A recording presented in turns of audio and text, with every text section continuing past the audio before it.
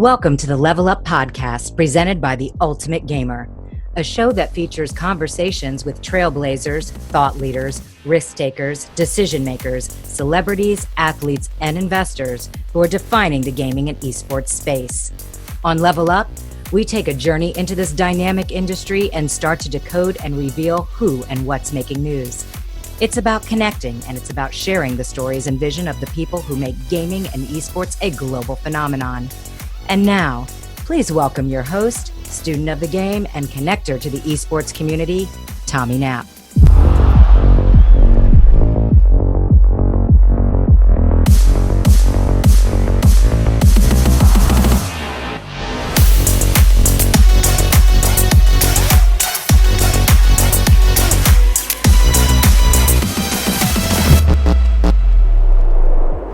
What's up, everyone? I'm Tommy Knapp, and this is an all-new episode of the Level Up Podcast presented by The Ultimate Gamer. On today's show, I have a conversation with Frank Ericson, Chief Commercial Officer at G-Loot, a global online platform delivering competitive gaming experiences on both PC and mobile. He has over 20 years' experience in online sales and marketing, from small startups to large international businesses. His passion is growing business with fast-paced, disruptive technologies, especially within online and esports, as he sees himself as a solutionist. This means he is passionate about finding solutions and delivering results, which he calls results-driven creativity. We start our discussion with Frank's description of the fika experience. It's a coffee break finding its roots in the 19th century that is woven into the fabric of the Swedish workday. This is where some of the best ideas are incubated. We get into our fika mood and then get behind the curtain of Tobii's eye tracking software. It's a game changer. Frank spent 3 years at the company that's pioneering mobilytics, peripheral eye tracking, and facial recognition, among many, many other things. We spend the rest of our time talking about G-Loot, Difference Maker, which provides a gaming platform for everyone, anywhere, anytime. He's at it again, coming up with awesome solutions right where the industry needs them most. Please welcome to the pod, Frank Ericson. Yeah, so there's a bunch of questions. Obviously, I want to talk about a lot of stuff with G-Loot, and I want to talk a little bit about your experience at Tobii as well. But you're in Stockholm, correct? Yeah. So you're over in Stockholm, Sweden, and I've been there. I was on my honeymoon, actually. We did a Baltic cruise. So we started in Dover, and then we went up to Oslo and Helsinki and Stockholm, and then we went over to St. Petersburg, and then we came back through Copenhagen. And so I've been up there. Beautiful, absolutely beautiful. Yeah. And I've got some very, very good Swedish friends locally here in Fort Lauderdale as well. But one of the things I didn't know, and I don't think I've ever had, is, and I'm probably going to say it wrong, but is it fika or fika? Fika. Fika. Yeah. Which, if you want to explain a little bit maybe about that experience, I'm sure it's not like Starbucks. It's no. So are we running the broadcast now? Or yeah. Oh, you're recording it right off, man. Okay. Yeah. Because we'll do all the editing and stuff later. Okay, cool. So fika, it's like a long tradition in Sweden. It's from the 19th century, and it is basically you take a time off to sit with your family, friends, or coworkers, and it grew into kind of a movement. So historically, you take a fika around 9-10 in the after, like before lunch, like after breakfast, before lunch, and then you take one like 2:30, 3 o'clock in the afternoon. Okay. You sit down for like 15 minutes, 30 minutes, and it's coffee. There's a coffee, and then you have like a little biscuit or something. Nowadays, it's more healthy, it's just plain coffee usually, but you can have a little biscuit or a bun to that. And it's a big tradition. And in Sweden, if you're working for a big company, if you don't have free coffee, you're out as a company. Everybody has to have free coffee, good coffee. Right. And there's like two things that you do, like service in the companies. Like, what do they complain for? Salary and coffee. That's the only thing they complain for. But it's a great thing. Most of my best ideas and internal stuff comes from the fika break, or the break we call it. So we take a coffee, you stand in the kitchen. It's like a party. Yeah. It's the best party. It's usually not in the living room or in the patio. Everybody ends up in the kitchen where the discussions happens, right? It's the same here in the fika room or in the kitchen. It's where you meet your co-workers, you interact, you're kind of more relaxed, and it tend to go away for a while. In the start.com era, everybody's online, sitting on computers, but now it's getting a revival again. And I think it's super good for the company because it takes 15-minute break have a coffee, and then you meet other people in different departments, and you sit in a relaxed environment, and then ideas just pop up. Yeah. My best ideas come from it. Yeah, it seems to me like obviously it's somewhat programmed, right? You've got to kind of figure, okay, we're going to do it this. When I worked for the Miami Marlins, it was in the afternoon, and it was called the Cafecito, and they would make it, and they would just come around. Unfortunately, we didn't do as much socializing around it. It was just kind of like a little shot. It was just kind of wake you up. But if you say, okay, let's say 10 o'clock, you're going to get together, I'm assuming that it's not a hard stop like at 10:15. You probably, if you and I are having a good conversation, you might look at your watch and say, okay, it's 10:15, but like we're in the middle of something good, because you don't want to cut off those creative juices, like you said. No, it used to be like in the industry, if you work like in a factory, it's a hard stop. Like it's 9:30, and then 10, everybody goes back to work, or 9:15 or whatever they have for break.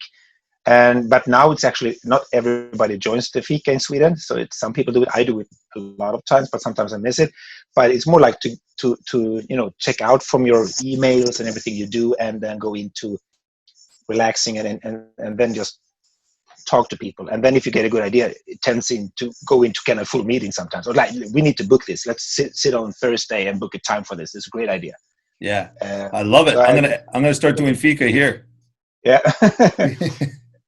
Great. And then the real fika is like with cookies and stuff. But that's sometimes I'm getting older. I don't need too much cookies anymore. Yeah, I just don't think it's crazy, because when you think culturally, like so many different countries. I mean, England has like their English tea, like, right, in the afternoon. And so many countries do that. Yeah, I don't think the U.S. we've ever really had a traditional. I mean, you do coffee in the morning, right? When you wake up, you have coffee, but I don't think there's like a hard stop or a time of the day, really. Coffee. I mean, it's like a very soft coffee. I mean, right, exactly. that as well. I was going to ask you too. So one of the things in your LinkedIn description, which is more general than what we're talking about as far as the esports side of things goes, but your term being a solutionist. Yeah. So a solutionist, I love that term. What exactly did you create that term or define that? And so tell us a little bit about solutionist. So, I mean, it's a lot about titles, I think, in some companies more than other. And I've been, CEO and managing director for different companies. And for me, it's more like, okay, the title sometimes is good to get the meeting and stuff. But for me, it's more, I just want to do stuff and solve problems. And I'm from a business development perspective, it seems like I get good feedback from people that you're pretty good at that. And then I just played around with words. And then I had my own company doing consultings between different jobs that I had and so forth. And it's like, what is the title? I mean, CEO of my own company is like, it's kind of stupid. So solutionist, that's pretty good. You have a problem. I like to solve that for you. And that's kind of been the theme, because every time I go into a new job as an employee, take an employment or as a consultant, I always promise myself within 3 years, I'm going to be gone unless this company goes into a next phase or something, because I don't want to be in maintenance mode. And that's kind of when I realized that I just like when it's kind of a little crazy and in a good crazy way. And that's kind of how I ended up in esports. So I like looking at things differently and package it in from a business perspective and make solutions. Yeah, so I thought that was a good title, and my friends is like, yeah, that's where you are. Okay, let's put it up on my consultant company. Yeah, man, I love it.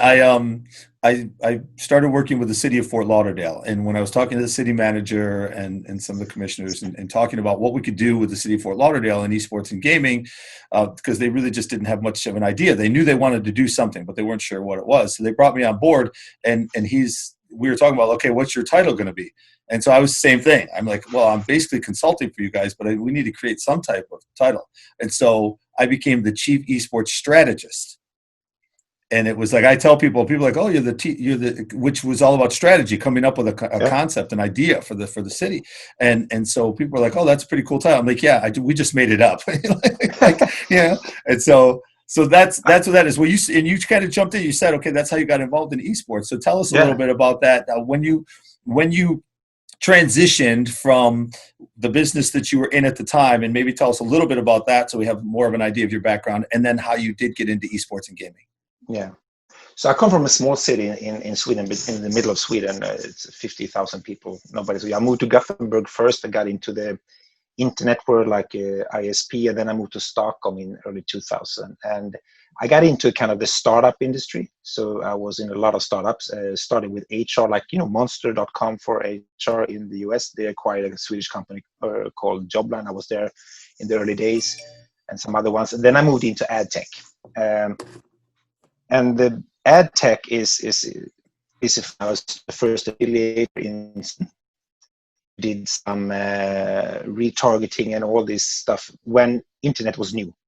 When people saying like, we need to fight for internet, we were fighting TV, print, and radio. Right. And I did that for 16 years, a lot of fun. But then the last years, it's like, this is getting into maintenance. I need to even move industry. I'm getting tired of myself. Right. So then I figured out how to move, and then I moved into Tobii, and I've been watching Tobii because it's a Swedish startup doing eye tracking. Right, Frank. When was this? When was this? What year? This was in 2000. I started in the ad tech early 2000, like 2000 flat, 99, 2000, and then I moved into Tobii. It's 4 years ago, so 2016. Okay, I did 16 years in the ad tech industry, and the reasoning I had is it's kind of funny. When I was talking, I was going as a consultant to pitch, but they wanted to hire me. And I said, you're not the kind of a tech guy. It was all engineers, and you're not super hard into gaming because we're focusing on the gaming industry. No, that's true. I've been doing ad tech and business development, and you're a very engineered-focused company. I think maybe you need some other people as well, and not all engineers, right? Right. And gamers. And they were like, the whole hardware industry is like 10 years behind in ad tech. Okay.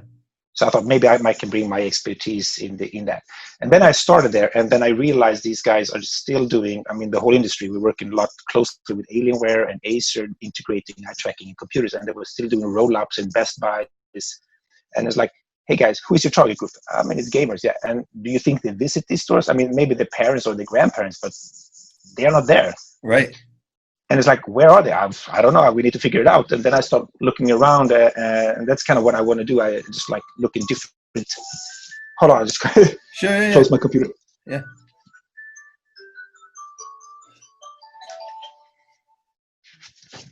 Sorry, reminder. I should have turned that off. No so then I realized eSport. This is bubbling, and this is like 3 years ago. It was already a case, but it was new to me. And I realized this is a great marketplace for eye tracking. You have all the gamers, they are watching, they are playing, and this is where we should be. And they have tried it a little before on Tobii and kind of failed because I don't know how much you know about eye tracking, but it's basically you use your eyes, you can control your in-game screen.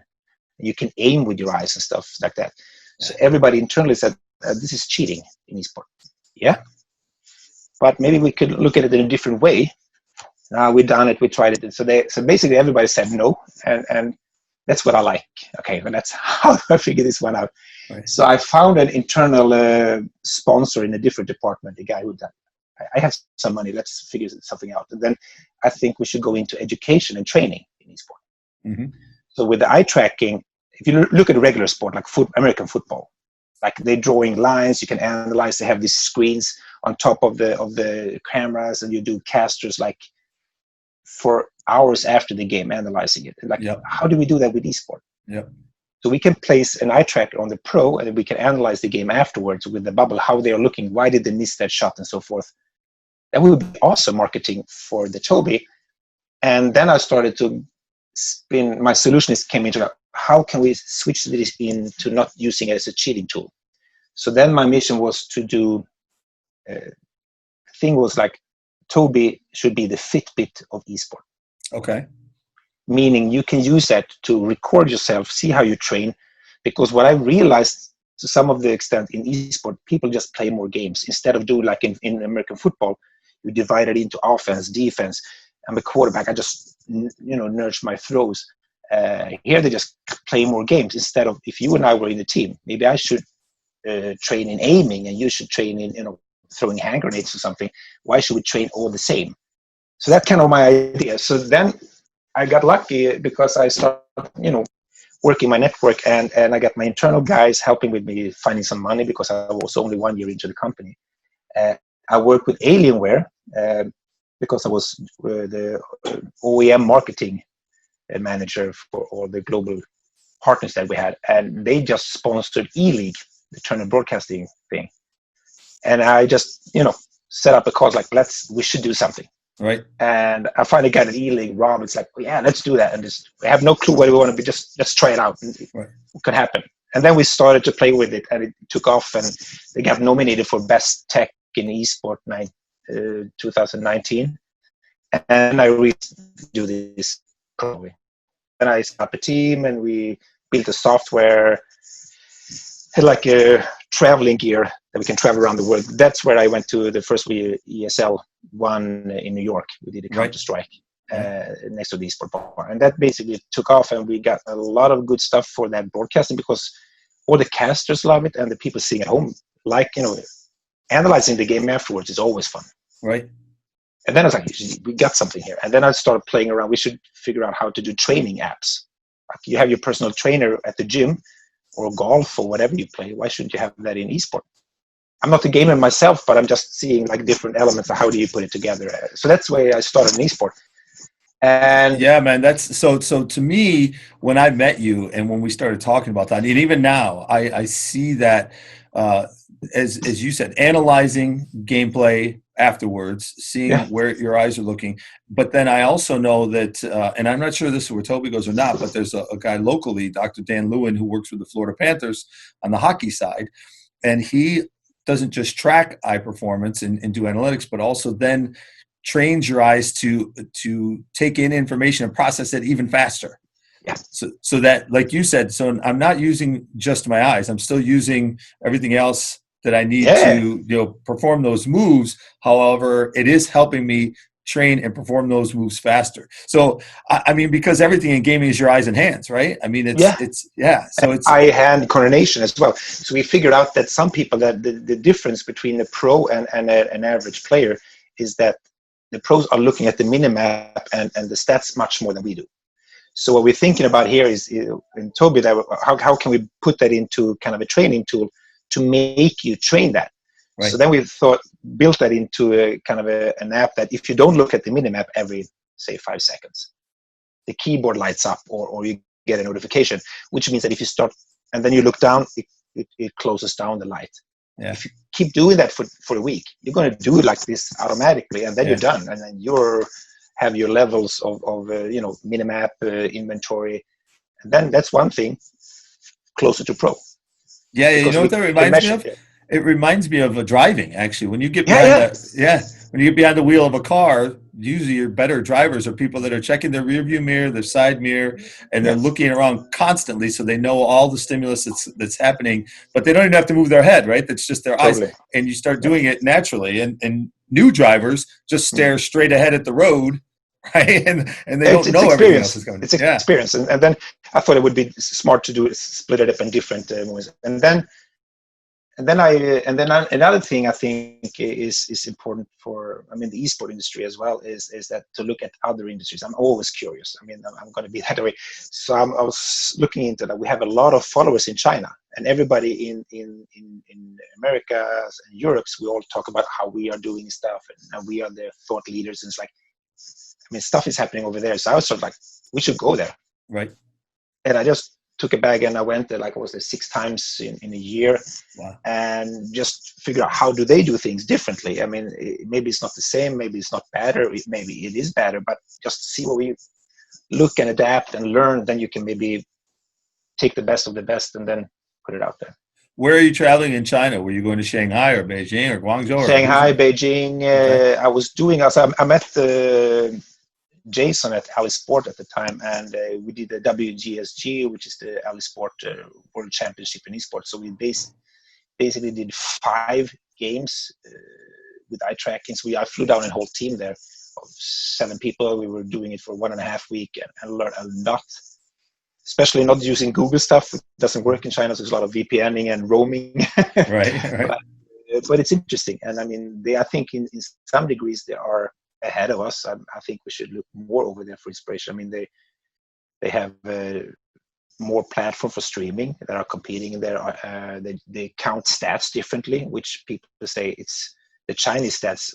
It's not, you cannot trust it, but for me, it's more like they're calculating it differently. Right. You have dollars, I have krona, which is the right currency. No, it's not right or wrong. It's just different. Right. Yeah. Yeah. It's just like language. I say that about that all the time. Yeah. There's no right language or wrong language. No. Yeah. And if you understand all of it, you can. Yeah, exactly. So platform wise, were you guys, do you think, I mean, I think eye tracking is probably pretty important for every title, but did you specifically focus on first person shooters, or, where were you guys focused as far as the types of titles that you worked with? And I mean, is this also good for sports titles like Madden and NBA 2K and the fighting game community? Yeah. So everything, I think there's a solutions again. I was, the reason I picked up CS, and it was the opportunity. I mean, I got Alienware and E-League helped me because I was doing a sponsorship, and I was partnered up with Alienware. It's like, let's do that. And then we found out, and then I think for some games, it's we've done FIFA, we have done not PSG, we have StarCraft. I think it works for any game. Okay. Hearthstone, the card game, was actually something that nobody thought was going to be fun with eye tracking, but it actually turned out to be pretty cool because it's such a slow card game. Right. And if you can see the eyes of the players, you can actually see their intents, what kind of cards. So he actually blew up. He got more excited. So, see, that's one of those things. Again, you don't think about it off the top, but when you talk about poker, right? They always talk about reading other people, their eyes and their expressions and everything. So you need to try it out. So that was from a platform. We just basically started there, and then we went with ESL, and we went with eSports, and we basically take it everywhere. And I started talking to EA, so they were playing around with it in their studio in San Francisco with eye tracking. That's what I met here first time. At the same time, I was then the reason I ended up at G-Loot is that I pitched in them that they should use eye tracking for their big events, and then they've been talking to me for like a year to come over and work for them, and I was like, nah, I'm not done here at Tobii. I still have fun, a lot of things to do, and then after a while, it's like, time to move. Yeah, so talk about that. So when you made the move, and what's going on with G-Loot, exactly what is the platform? Yeah. So the funny thing, I said I usually work for 3 years unless something happened, and I actually quit Tobii on the day 3 years after I started. That was kind of weird. The reason is that I love the company, I love the tech, but they are more into a lot of other things. So VR and eSport was kind of a side thing, so they didn't put as much time and effort that I think they could have done. With all respect, that they have other big things going on for them. They're doing all the assessatives like for physically disabled people. They have a lot of things going on, and I thought we should do this 100% in eSport. I mean, I was actually proposing that I can take the license and run my own company, but didn't work out. And then G-Loot came again. It's like, okay, let's work here. And then we think we need kind of a older guy that knows how to do business. We have a lot of other people. So, and I've been watching these guys for a while. So now I love the mission they have. Right. We have actually right now. It's esports for anyone, anywhere, anytime. Right. Going broad, which I think is the reason I started to do eSport for Tobii as well. Grassroots people training, everybody should be able to join. It shouldn't be the elite of the elite that we're watching on the events, which are nice, but it would be like you can't play American football. You can only watch NFL. That would be boring in the playgrounds, in the schools and everything else. So that's the mission. And then I signed up, it was actually a year ago, as the head of chief commercial officer. So I'm working very tightly with the two different things: sponsorship, obviously, to get sponsor different events or on the platform, and also partnership in all shapes and forms. Where we're starting, obviously, with the publishers that we need to get on board. Lucky for me, as I usually say that I'm not a gamer. I've been playing games, but I don't call myself a gamer. But I have an eSport division. We have which are superstars, and I tag team with them a lot to kind of get the right feeling, and I'm more kind of the business, figuring out different solutions. So we have a good tag team there. So walk me through that a little bit, the process, because you said it's anybody, any gamer, anytime. So if you and I, is there a number of people that you would say need to jump on the platform, or could you just go 1v1 like you and I right now, or is it good for up to like 100,000 or 10,000 people? What's the maximum?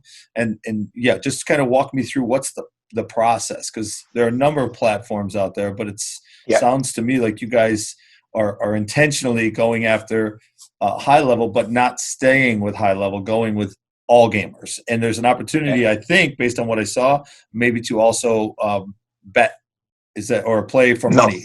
No. Okay. You can. There's a difference there. You can. Right. It's a skill-based game.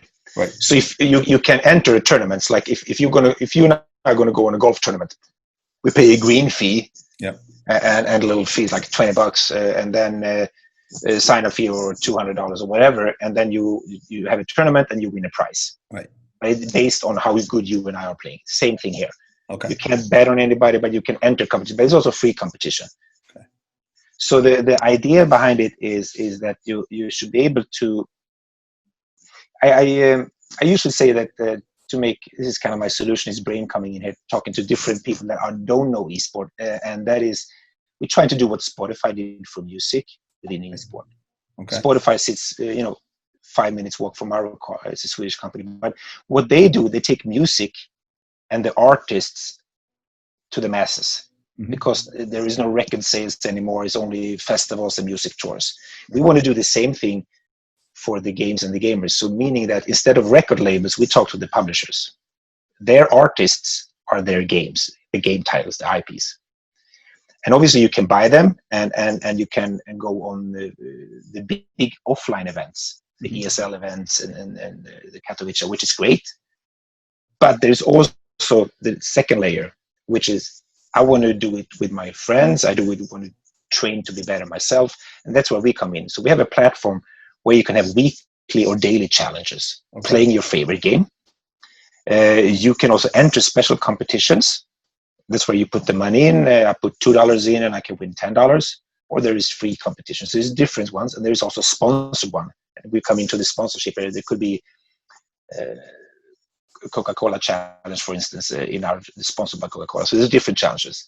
And all you want to do is to play the game you're already playing, but having fun in a tournament way and also progress and maybe win some money if you're good at it. Mm-hmm. It's a path to pro, but everybody doesn't want to be pro. Maybe we set up a competition that's Frank and Tommy Friday weekly and we just have fun, you and I, and we play, but we need a platform. And so it's more like you pay the green fee. So you and I can bet I can play $10 entry fee and you $10 and the winner takes it all. We just take a service fee. So it's no, or it's a free of charge.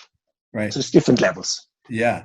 So you have the relationships with the publishers and you mentioned earlier, I think we're both gamers in the sense where if we were talking to gamers, we could say, listen, I play Pac-Man, Donkey Kong. I grew up playing games. I'm a gamer. I'm just not good at them anymore. Right. Right. So I often talk about my kids because they're gaming constantly, right? They're on all the time. So they right now would go, if they were going to play, whether it's Rocket League or Madden or NBA 2K or Fortnite or Apex or any one of those games, they would just go straight to the title, right? And they would play against each other. And there is, in the lobby, I guess there's probably a maximum number of people they can get in any lobby, and there's different modes in those titles. But why would somebody why would you and I go into G-Loot and play against each other instead of just going like straight into the title and play? It could be because we can have different challenges. We can have like a kill race in one game. That how many kills do you do in a week or like in a day? It's different. It doesn't have to be like a tournament per se. So you can set up those parameters. Like when you go in, you and I say, okay, first one to 100 eliminations or whatever. Yeah, and we have different challenges now. That weekly challenges, leaderboards, and you can compete with people that you don't know. Or also then in the that actually on the same level, because I don't want to go against the super pros. It's going to be boring, and they don't want to play me because that's kind of not fun at all. Right. So it's more of a platform, and for the publishers it's great because they want to have people playing their game more and have fun. Mm-hmm. And the challenge is that with new games, usually to set up like a tournament structure, you probably need APIs, and they usually it's 1 to 2 years when you launch a game before you have that. Right. And that's the reason we talked to EA with Apex. We don't need that. Once the game is live, we can have tournaments on our platform without APIs within 1 to 2 weeks. Okay. Which is a big game coming out now, Valorant, and we're going to probably have that live with next week. It launched Tuesday. Yeah. Right? Yeah. So it's a need for speed. So for the publisher, it's great because they want people to buy the game and play, and they can play within their regular lobby. Right. But if they want to do other tournaments, and there's a spin-off, you're having influencers want to do influencer tournaments with their fans. Right.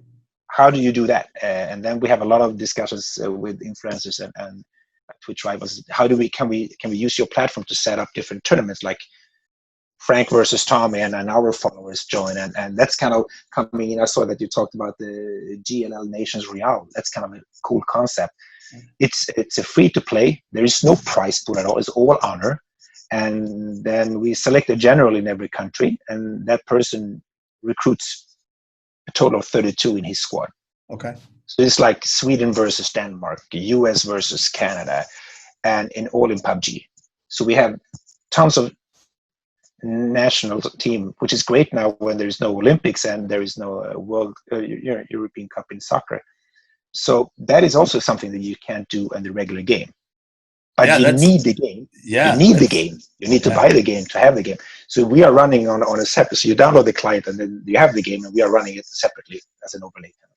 Yeah, that's just adding extra flavor. And in that case, like you said, so how do you monetize that? So you said some of those are free. That's a free tool, or that's a free platform that we could set up. And like you said, it could be Sweden against the US, and we've got 32 players, and we all join in. And how do you structure? So again, you just structure it however you want to. So it's like a 1 hour tournament or whatever the length of time, but that's free. So you have sponsors to handle that part of it. But then there's also that competitive side where you and I can put money down. If I put $10 down, you put $10 down. Does that $20 go to the winner, or does G-Loot take a piece of that? Like, how does G-Loot monetize? 10%. Okay. So it's like so it's like you and I want to go play tennis. We have to rent the tennis court. Right.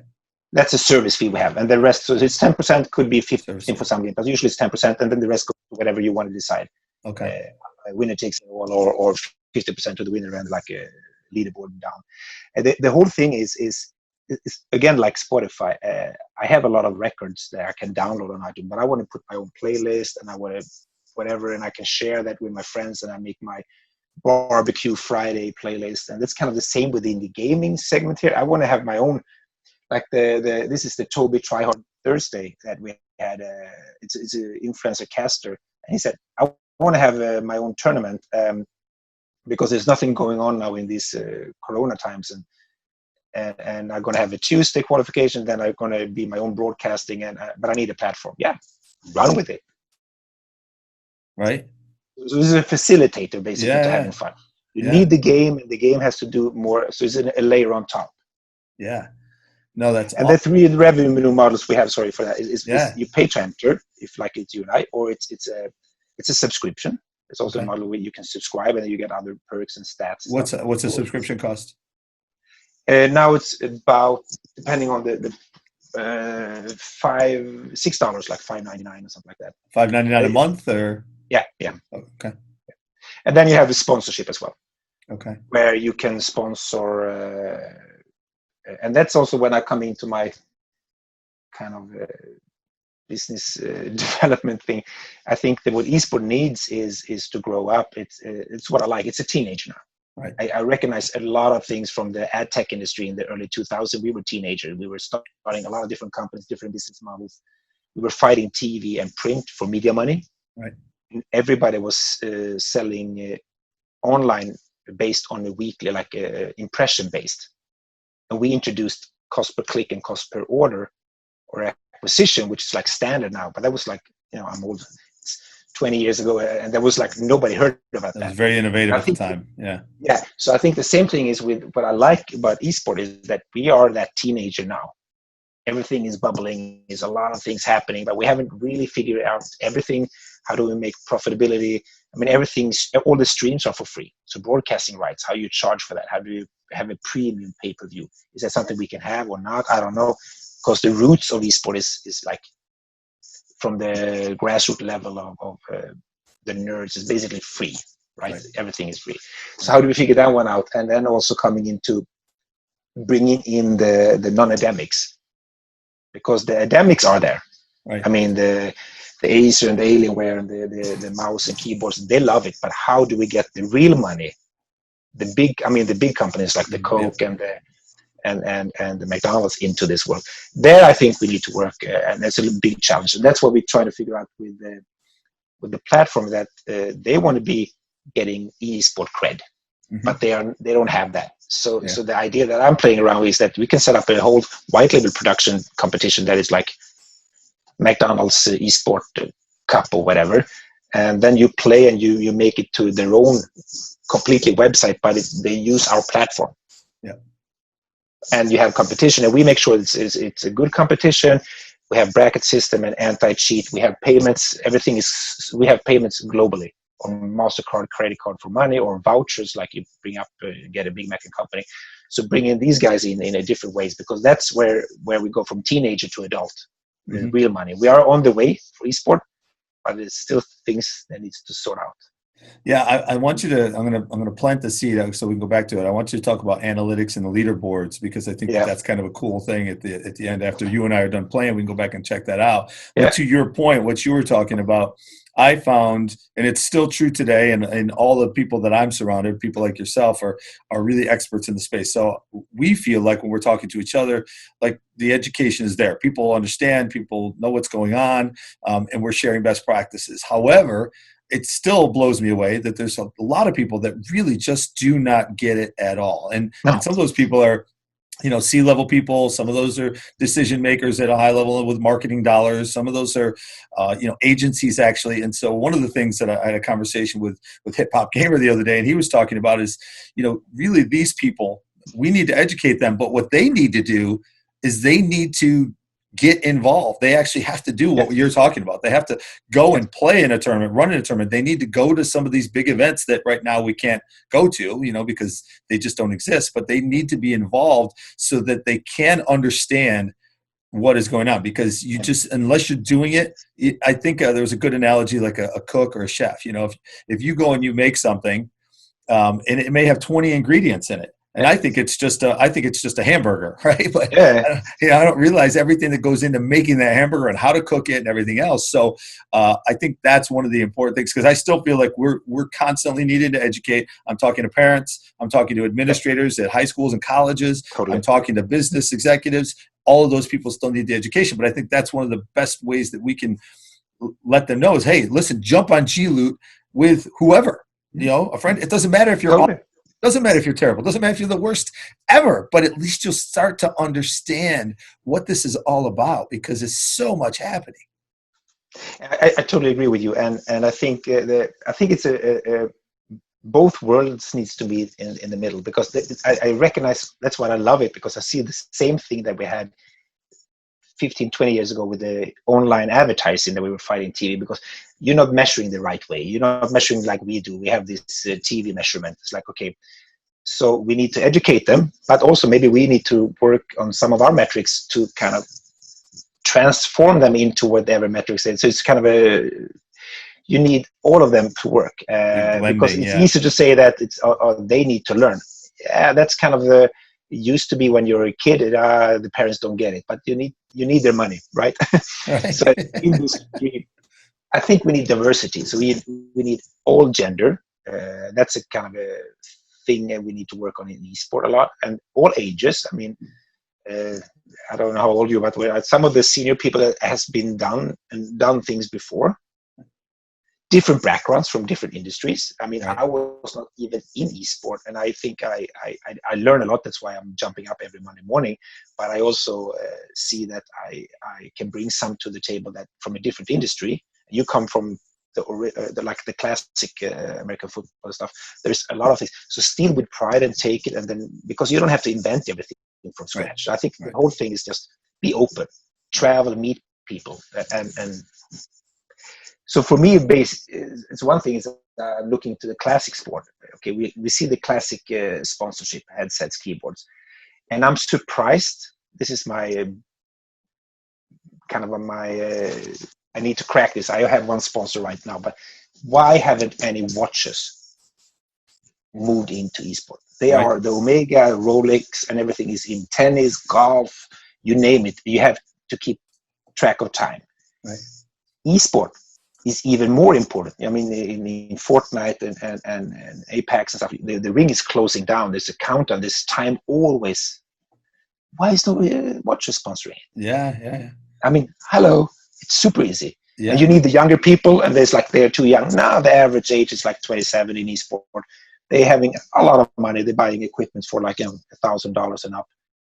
Well, yeah, and to your point, I mean, whether that's true or not, as far as like the very high end, luxury watches go, maybe you're not going to see as many of them. But why don't you see some of the watch companies that maybe are more fitness based, even something along those lines. Still even Omega or Rolex. Yeah, there's so many gamers out there, and if you look at Asia, they have a lot of money. I mean, Louis Vuitton, actually, I love that because they came in and they did this clothing set sold out in 24 hours in China. Yeah. They were not cheap at all. It was like a $3,000 backpack or something like that. Yeah. So I think that's what I love these companies that are actually bold enough to go in there. And also, as in industry, we can look, what have you done in football? What have you done in ad tech media? What can we bring in and just make it more esporty, maybe? So we have for the Nations Real, we have a Swedish watch that actually started to try it out. So they have the countdown where the watch is counting down the closing of the circle of PUBG. So well, and you say that's great, because like even, and again, most games that you jump into, there's almost a countdown when you're in the lobby, just when you're in the lobby getting ready to play the game. Yeah. Ready and up, and it's like 5, 4, 3, 2, 1. Yeah, so I'm surprised there's. If I was a CMO in a watch company, it's like I would jump on this train years ago. Yeah, and it's cheap. This is so much cheap now compared to everything else. Yeah, I was just talking to Mark Haley the other day, and on the branding and on the advertising marketing side, I mean, the stuff you and I are doing is so exciting. But if I was a creative person in that industry, in esports, I mean, there's so much to do right now. Like the canvas is just blank. And we were talking a little bit about. Did you see that one on Wendy's? The Wendy's campaign that was probably like a week or two ago. No. Something that was like Hamburger Day. He mentioned it. It was like National Hamburger Day or something like that. Yeah. And at some point when they said National Hamburger Day, it was something about freezing hamburger. I don't know, but somehow it was about freezing hamburgers.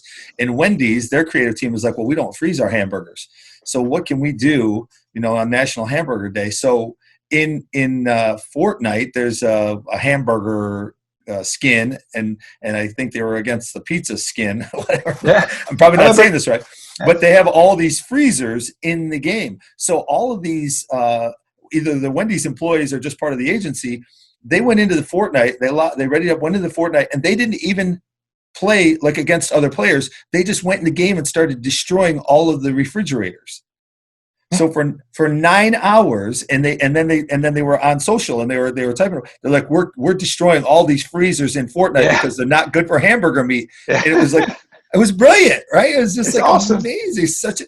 And so, like you're saying, I mean, I'm just thinking about now that you're talking about the watches. I mean, there's just so much opportunity, and Louis Vuitton, and I just saw Lamborghinis getting involved, and so I think these companies are really starting to come on board, but they have to be creative, and then always that word, authentic. They have to try to figure out a way to speak to everybody authentically.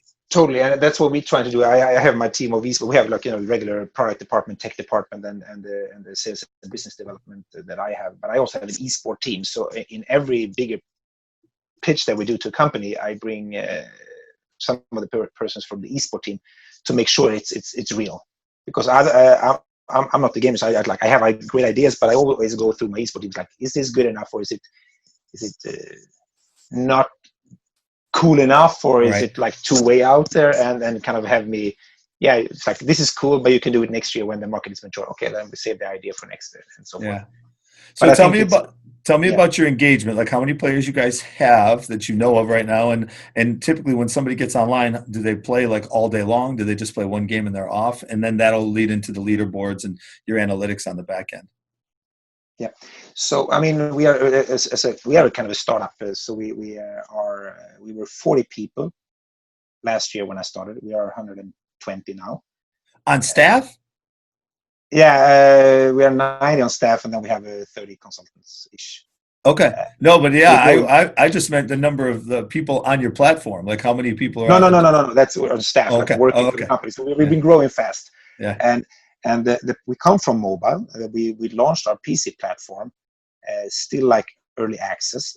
So we're growing as we speak. And the next one is obviously going console. So we had mobile console and the cool thing is that when you're playing on the platform, we can see that we do offline events as well. But now with the Corona times, we're doing more online events. Sure. It's growing, and we are very early. And the numbers are, because we are now actually in the middle of an investment round. We have got 2 rounds before that for 25 and 15 million US, and now we're doing for 100 mil. Okay. So it's a big one. Yeah, so it's going to be closed in a month. So some of the numbers I can't say, but the cool thing is actually, I was maybe naive, but I said they're probably playing more than one game. And all the hardcore nerds in the company said, no, you play one game, that's it. And we can see stats that the average player on our platform plays about 2.8 games. So you were right. Yeah. But it's kind of fun though, because you have one hardcore game and then you leisure out. So that is great. And it's also great for creating between the different games that you move. Crossover. And they play about 2.5 hours a day. Okay. That's great. Yeah, I mean that's great. when you're going to the sponsors. I mean those are great numbers. You know, yes. You have you've got somebody's eyeballs for 2.5 hours. There's a lot of opportunity there. And then we're focusing only in Europe and we have some in Asia, in Southeast Asia, but that's obviously a big country. So the investment round we're doing now is more for growing, land grabbing, being the biggest platform. Yeah, that was what I was going to ask you, because you're based in Sweden. This platform, obviously, just about everything online these days is global. So is your outreach about going after a certain geography or segment of the global population? Classic. I mean, it's funny because we are a Stockholm company. The smallest target group or smallest market we have is Sweden. Right. We are big everywhere else. It's like Middle East, Eastern Europe, and the US and Latin America, some regions of Asia, of course. And the reason we're doing this is we want to be a platform. It's all about volume. Right. So you need the biggest. And in Sweden, it's a lot of. You have Silicon Valley in the US. We call it Silicon Valhalla. Right. The Vikings. So we have a lot of startup in Stockholm. We have Spotify, Minecraft, Skype, Candy Crush, a lot of these things. So it's a great momentum here. And the thing with Swedish companies is that we go global right away because we don't have enough people. We have 10 million people in Sweden. If we want to grow something, we go all the way. In the first draft we have is global expansion. Right. So we take care of currency, language, everything from the start. Where I think some countries that are bigger usually go with the domestic, and then you run into maybe a hiccup when you go global. We go global right away. So I think that's kind of the key why some Swedish companies have been successful. And it's a good starting point because we have a lot of good infrastructure when it comes to internet, and everybody has a PC at home and so forth. Yeah. But it's global. We're going to be the biggest platform. Yeah. Okay. And I planted that seed a while ago, but okay, now so you and I we've played. You crushed me, or your team of 32 crushed my team of 32. What do we see now on the back end as far as your analytics and your leaderboards? I think, and again, I don't think we're there yet, but when I grew up playing football and even baseball and basketball, I was huge into statistics. I mean, I always wanted to know like who had the most rushing yards, who had the most points, who had the best batting average, all those kind of things. And I just think esports is so, prime for that. And I think it's so much fun and exciting, right? Because, let's say, even if we're in a game of 1,000 people, and I was talking to somebody about this the other day, I might not be first or second, but maybe I'm 52nd and I beat you. You're 57th, So talk a little bit about that. So growing, I mean, I think the 5,000 in Europe, but I'm number 1 in my zip code. Right. there could be a potential cool rights. I'm still, king of the zip Yeah, code, yeah. or ranked 10 in Stockholm. There's different ways, and I can also get stats on how I perform. Everything of that, it's obviously, because we're a Swedish company, we're very much into the GDPR and data protection and privacy. So it depends on how much the players want to use. And that's also the kind of the idea of the subscription. You can get more data if you subscribe, but then you have to agree on some of the terms. But for me, as same as you, I'll go bananas in stats, and that's kind of what got me going in Toby with eye tracking. I want to see how fast my eyes reaction time is. Can I train my eyes? Yes, you can. It's a muscle. You can train that as well. Right. Hand coordination. Yes, you can. Yeah. My problem is I'm too old, so I'm too slow, and I'm actually not good with hand coordination right now. So I just go full blazing, because if I leave, I leave. It's more like the Hail Mary style. But if you're young and you want to train, and I actually will look at my kids, especially my son, and he just keeps watching a lot of YouTube to get better in games. Yeah. And for me, that's nice, because you look at somebody else. But how about just getting stats on your own game as well? And then the idea is putting into, I know that some of the pro teams are using our platform to like scrimmage. For Apex, actually, we are one of the only platform, I think, right now in the world that you can do scrimmage games and practice. So it's a playing ground or practicing ground, Right. which is awesome. So I kind of view us as if you're playing football, we have all the stadiums in the world. Yeah. You can rent it by the hour, or just have it hang around and play and challenge others and practice. So that's how much we're going to be able to use. That's another thing. Potentially in the future for sponsorship, I think it's like the Spotify model. You pay per premium, you get no sponsorship. But if you don't have a premium, maybe have some ads, and then potentially we can have an ad network. I don't know if that's something we want to go at or not, but that potentially is a financing for getting people that don't want to pay for it. Right. Yeah, that monetary side is obviously a big part of it, and that's one of the parts of the equation everybody's trying to figure out right now, and it's coming. There's some for sure. Obviously the publishers got it down. The successful publishers making billions every year. But I love a lot of the stuff you said, especially from the leaderboard analytics side, because it's just like, again, we go to traditional sports. If you take 100 free throws and you make 70 of them, and then you change, you work with a coach and you develop a different, and now you make 75 out of 100, you can tell, okay, that's qualitative. I can actually see, or quantitative. I can actually see the numbers increase. So you need to have that ability to check numbers. Otherwise, you really don't know if you're getting better. I mean, you could go in any one of these games and you're playing against other people. Maybe the other people you're playing are just worse.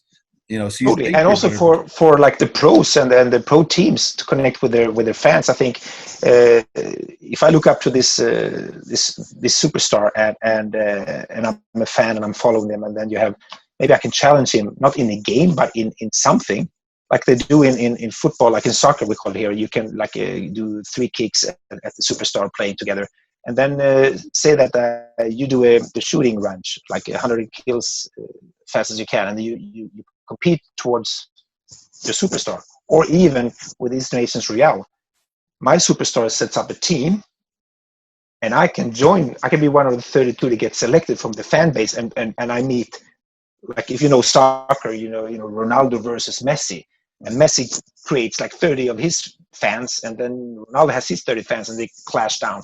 Yeah. I mean, that's giving back to the fans. That's priceless. Well, that's definitely an area where I think gaming and esports has a distinct advantage over any of your traditional sports or they haven't used it entertainment. Right now. Yeah, I mean they start, but I mean like whether it's in a chat or there's just so much more access, and if you become a follower, I mean you're actually talking to. When I was growing up, Walter Payton was my favorite football player. There's no way I could ever talk to him or meet him or anything, even if I went to a game. Now if he was my favorite player in whatever, whether it's Valorant or Halo or Apex, I mean, if I can get online and get into a game that they're playing, there's just an opportunity. There's much greater access. So that fan engagement is an incredible. And that was kind of drives us in the grassroots level, because esport right now is maybe the top 10% of the world. Yes. It's like the top of the iceberg. It's the pro of the pros, the superstars. But it's watching them was great. what the smart pros and also the people that never going to make it a pro, they watch the games. I usually compare it to soccer. My son plays soccer. It's pretty good, and he also watches soccer. I stopped playing soccer, but I still watch a game. And that's going to happen in esports as well. I'm too old to play, but I still enjoy superstars.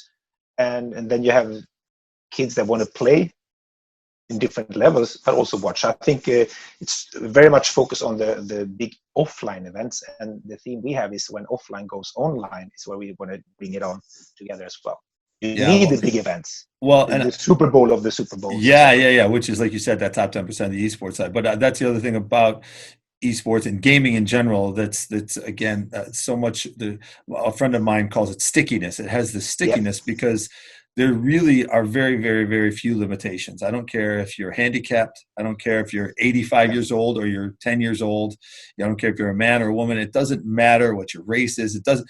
Anybody can game. And if you and I want to go out and play basketball, there's so many other things that the weather could be bad.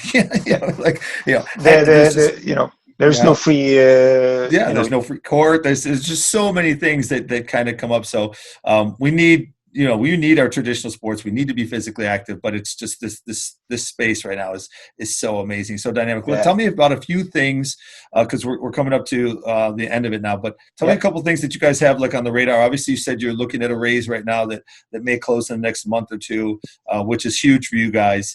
But what are some things that people can be excited about? And for instance, is there anything coming up today or this weekend where I should tell my kids, hey, you guys should jump on G-Loot and get involved in this tournament? So Valorant is obviously coming up pretty soon. I can't name it. It's going to be some press releases coming out this week and next week as well. What I'm thinking also, I think mobile esports is the cool thing coming up, and then it's from my traveling in the Far East, obviously. Nice. I mean, we talk a lot about Fortnite, which is a great game, but you have PUBG Mobile, and you have something called freefire. If you heard of that, okay. Double this, I think 3 times the size of Fortnite. They made in Q1. In Q1, they have 80 million daily unique players. Wow. Made $500 million in turnovers and a profit of 200 million from a mobile game with microtransaction. Right. So I think it's so big, and the thing is that it's maybe not that kind of a sexy sort of say because it's all about the PC, but also think about that. How many people in the world have money to pay $1,500 for a good rig? Not everybody, but mobile phone, a lot of people have. So I think it's going to be a good combination. And I played some of the mobile games, and they're pretty cool. So I think mobile esport and mobile streaming is the next thing. From my perspective, we're going very hard into that. And it's going to happen some stuff in the summer. That's going to be pretty cool about that. Yeah, that's awesome. And I agree with you. Mobile gaming, because when you think about it, I mean, almost everybody has a mobile phone. Almost everybody. It's one of those. That's why it's so important for us, because we are anywhere, anytime, everywhere, basically. So anyone should be able to play, which is, if you don't have the money to pay $1,500 for a good rig, everybody or a lot of people has a smartphone. And the cool thing is actually in Asia, they have this limited version. So I think the reason why PUBG Mobile is 4 times as big as Fortnite is that they are working on like a 4.1 iOS, where Fortnite is like an 8 plus or something. Right. So think about the reach they have when they have a lower generation, and the quality is not as good. No, but there's a lot of people that are okay with that quality, because everybody can have the super coolest Samsung or iPhone 10. Right. So I think there's a huge potential. Yeah, for sure. All right. So as we close up, what would you suggest, like for anybody that's listening that wants to learn more and maybe just jump on G-Loot? What's the process? How long does it take me to either become a member or create an account or any of that?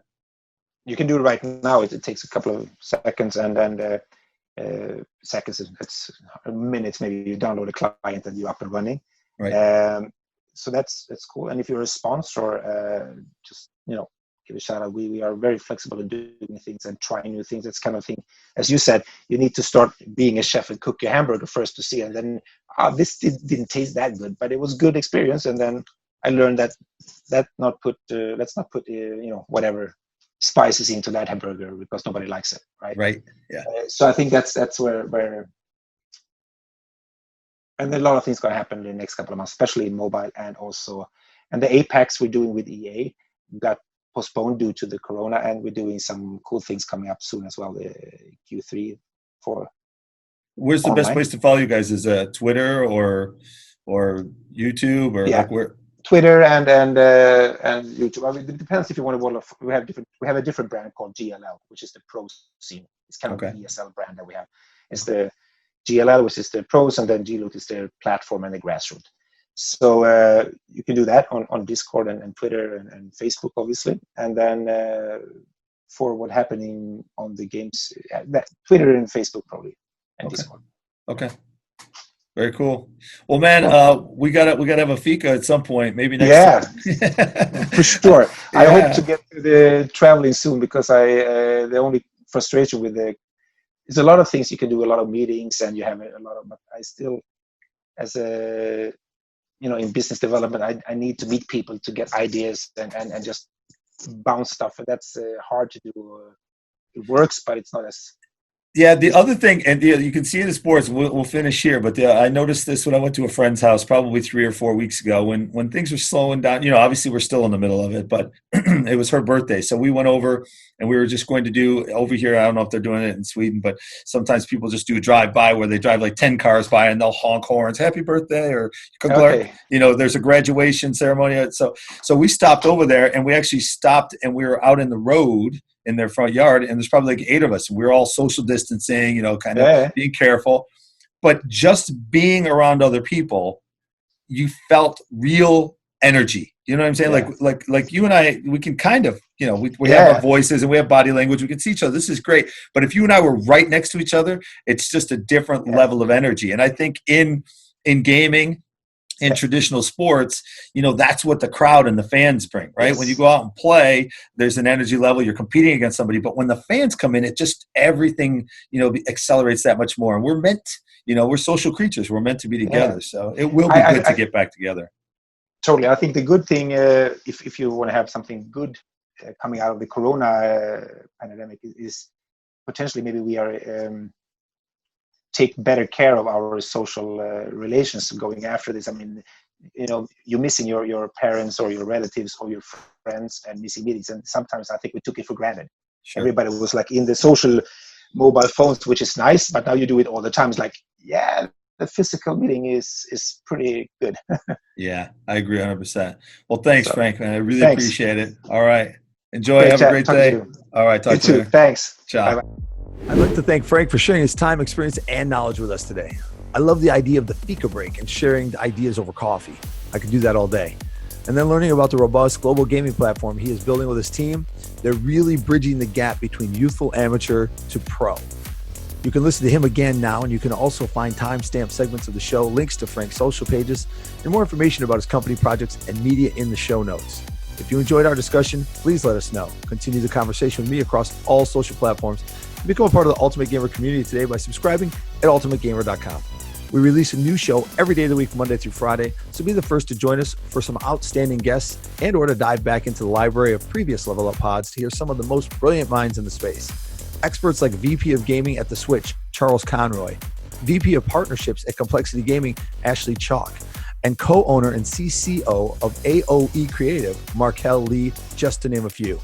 You can find all these episodes and more on the Ultimate Gamer website, on Apple Podcasts, Google Play, Stitcher, Spotify, or wherever you listen to your pods. And finally, please like, rate, and review the show. It helps us to reach the gaming community, to spread the word and share the wisdom of our guests, as well as some of the most thought-provoking stories in the industry. Shout out, as always, to the Ultimate Gamer. I look forward to being with you on the next Level Up podcast.